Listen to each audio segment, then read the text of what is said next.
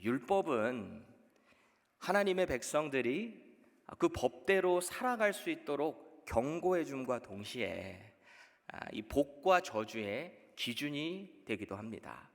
그래서 사실 율법으로만 보게 되면 죄를 짓게 되면 그 죄대로 그냥 심판을 하면 그만이에요. 그게 율법의 역할인 것이죠.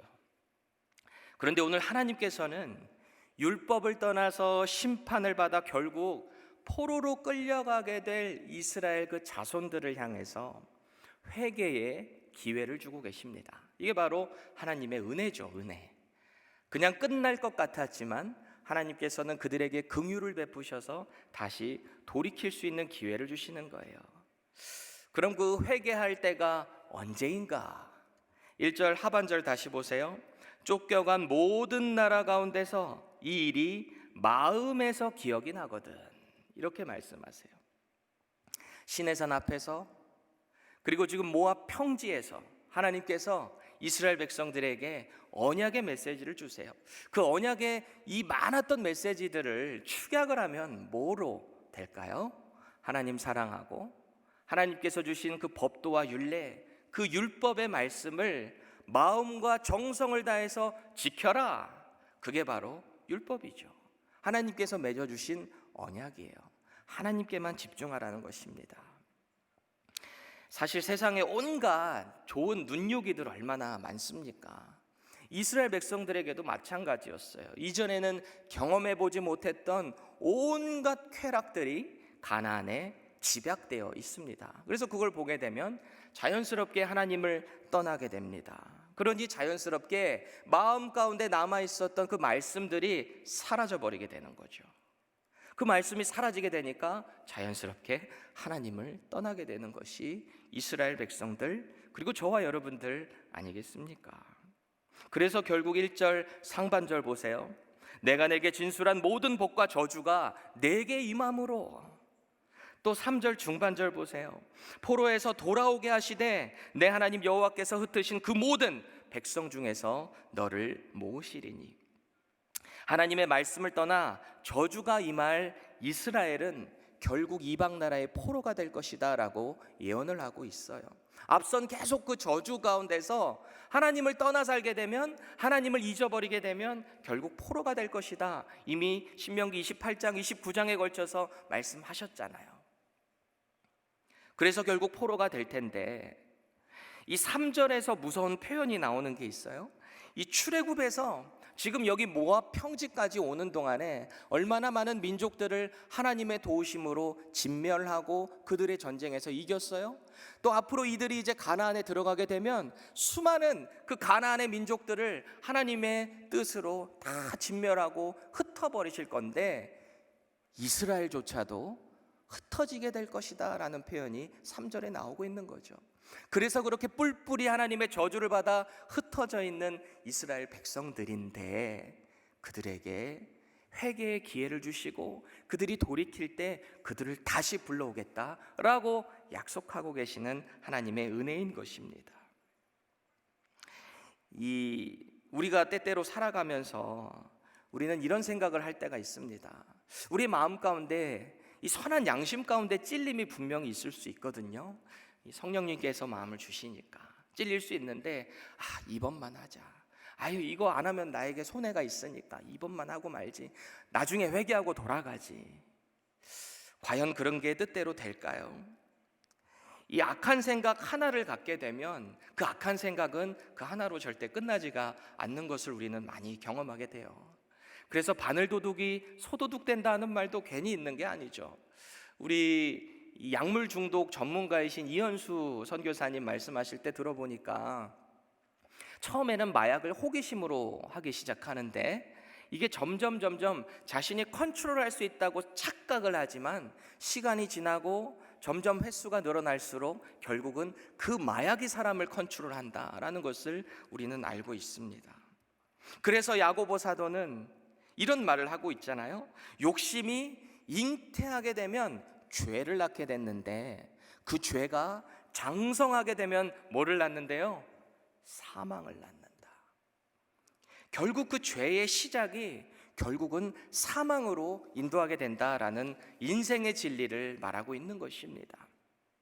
죄성을 가진 우리 모두는 그 누구도 죄의 유혹 앞에서 자유로울 수가 없어요. 그래서 날마다 우리 자신을 감찰하고 진단하고 날마다 말씀 가운데 우리를 비춰봐야 하는 이유가 거기에 있는 것입니다. 하나님을 말씀을 떠나 살면서 내가 하나님 안에 거할 수 있다, 그것은 엄청난 착각이고 오해인 것입니다.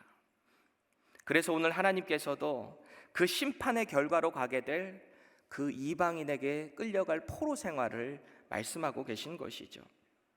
오늘 1절에서 그 포로 생활의 절망 가운데 오늘 이 예언의 말씀이 생각나게 될 장본인들은 누구일까요?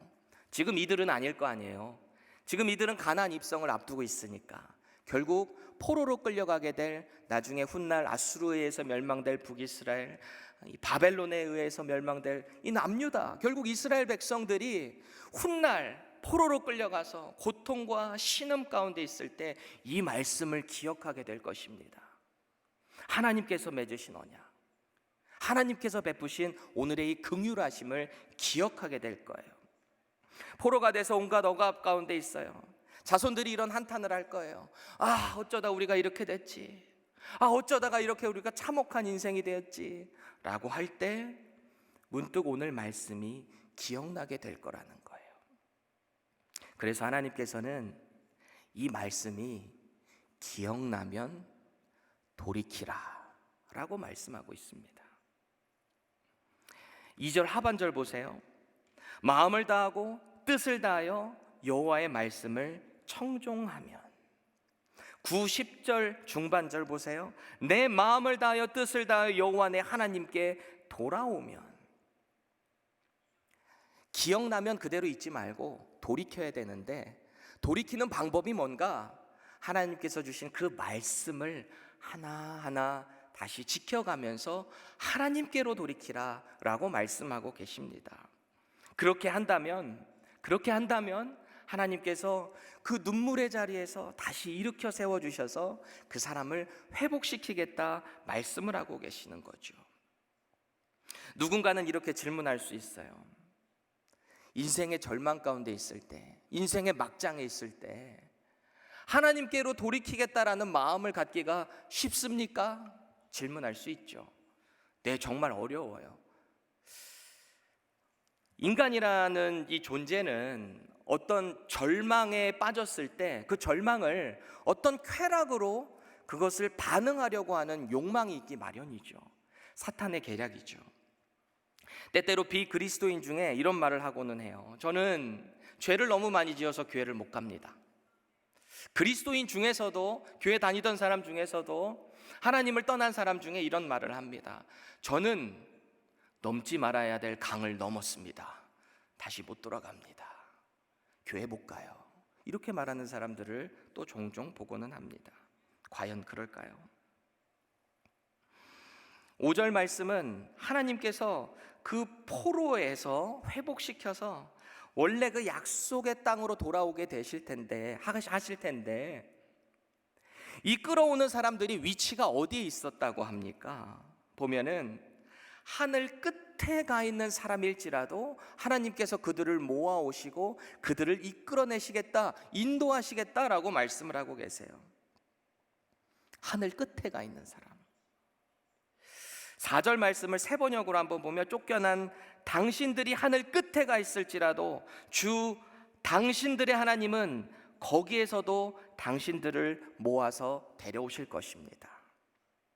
하나님을 떠나 온갖 죄악 가운데 살아가면서 마치 하나님이 없는 것처럼, 하나님의 은혜가 없는 자리에 있는 그 하늘 가에 끝에 가 있을지라도 하나님께서 그를 잡아다가 데려오시겠다는 거예요.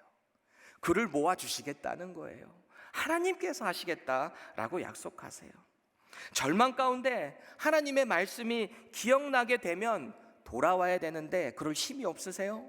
6절 말씀 보십시오. 내 하나님 여호와께서 내 마음과 내 자손의 마음에 할례를 베푸사 너로 마음을 다하여 뜻을 다하여 내 하나님 여호와를 사랑하게 하사 너로 생명을 얻게 하실 것이며. 여기서 중요한 사실은 우리가 때때로 인생의 절망 가운데 있을 때 말씀을 기억해서 하나님께 돌이키는 마음을 가져야 되는데 이것을 우리가 하는 게 아니라는 거예요. 우리의 노력으로 하나님께 돌아갈 수 있다는 게 아니에요. 하나님께서 그 마음을 주시겠다라고 약속하고 계세요. 우리가 예수님 믿을 때 우리의 노력으로 예수님 믿으신 분 있으십니까? 갑자기 교회가 믿으니까 나도 한번 예수님 믿어볼까? 갑자기 그 마음 믿으니까 예수님께서 십자가에서 죽으시고 부활하신 게 믿어지신 분 있으세요? 결코 그렇지 않죠. 성령이 아니고서는 누구도 예수를 주라 시인할 수 없다라고 사도 바울이 이미 선언을 하지 않았습니까? 사탄은 언제나 우리가 죄 가운데 있을 때 하나님을 떠나게 만드는 그런 전략으로 우리에게 다가오죠. 우리의 마음에 하나님을 채워야 되는데 사탄은 계속 어떤 쾌락과 어떤 이 충동적인 죄로 우리의 마음을 채워서 그것을 잊어버리려고 하는 그런 전략을 쓰고 있어요. 그래서 하나님께서는 그런 당신의 백성들에게 마음에 이 언약의 징표인 할례를 주시겠다는 거예요. 우리의 마음에. 그래서 하나님을 영원히 잊지 않도록 하시겠다, 붙잡아 주시겠다, 끌어오시겠다라고 약속을 하고 계신 것입니다. 오늘 말씀 가운데 가장 많이 반복되고 있는 이 한글 표현이 있어요. 뭘까요? 돌이키다, 돌아와라. 이 돌아오다라는 이 단어가 참 많이 사용되고 있는데 이 히브리어로는 이 단어를 하나같이 슈브라는 단어로 받고 있어요. 이 슈브가 다 돌아오다를 이 슈브로 받는데 이 슈브라는 단어는 이 수리하다, 죽다, 제자리로 돌이키다, 뭐 돌아오게 하다, 뭐 패배시키다, 뭐 여러 가지 뜻으로 해석이 되는 히브리어 동사예요. 근데 제가 연구하다가 참 흥미로웠어요. 2절 보세요. 여호와께로 돌아와, 슈브로 받고 있어요. 3절에 여호와께서 마음을 돌이키시고, 슈브로 받고 있어요. 포로에서 돌아오게 하시되, 슈브예요. 8절에 너는 돌아와, 역시 슈브예요. 10절에 하나님께 돌아오면, 슈브예요. 참고로 이 5절에도 돌아오게 하사라는 한글 표현이 있는데 이 단어는 다른 거예요. bring, 데려오다라는 이 보라는 단어를 쓰고 있고 이건 달라요. 그런데 흥미로운 사실은 1절에도 이 슈브라는 단어가 있어요. 바로 기억이 나거든 이라는 표현을 슈브로 받고 있어요. 슈브, 돌아오라. 기억이 난다라는 것은요, 하나님의 말씀으로 돌이키기 위한 시작임을 믿으시기 바랍니다. 마음에 기억이 난다라는 것은 내가 하나님의 말씀이 기억이 날 때 돌이켜야 한다라는 우리의 다음 액션을 요구하고 있는 것을 우리는 꼭 기억해야 합니다. 혹시 인생의 절망 가운데 주저앉아 계신가요? 오늘 이스라엘에게는 그 절망의 자리가 이방 나라에 의한 포로 생활이 될 거예요. 그래서 그 절망의 자리에서 말씀을 기억해서 돌이켜야 될 거예요. 저와 여러분들은 어떻습니까? 저와 여러분들에게도 저마다의 하늘 끝자리가 있을 거예요. 하나님의 은혜가 도저히 미치지 않는 것 같은 그런 절망의 자리 말이죠. 도저히 하나님께서 도와주시지 않을 것 같은 어려움을 경험하실 때, 바로 그때 절망의 자리에 주저앉아서 그냥 울고만 계시지 마시고 하나님의 말씀이 기억나면 반드시 말씀대로 하나하나 다시 순종해 가심을 통해서 하나님께로 돌이키시기를 축복드립니다. 마치 하늘 끝에 혼자 떨어져 있을 것 같지라도 그곳에 친히 찾아오셔서 우리를 모으시고 우리를 다시 이끌어 주시고 회복시키셔서 다시 이전에 있었던 그 복보다 더 번성케 하는 축복으로 함께 하시는 그 하나님의 은혜를 경험하시기를 예수님의 이름으로 간절히 축복드립니다. 기도하겠습니다. 주님, 하나님의 은혜를 날마다 사모합니다. 동시에 우리의 연약함도 하나님께 고백합니다. 하나님의 말씀 가운데 날마다 살아야 되는데 우리의 이 죄성이 우리를 날마다 하나님의 말씀에서 떠나게 하려는 그런 많은 욕구들을 경험하는 우리입니다.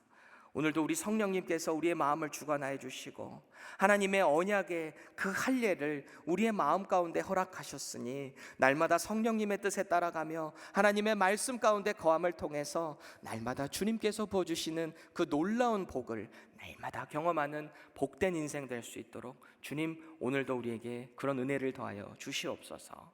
모든 것을 주님께 맡기며 살아계신 예수님의 이름으로 기도합니다.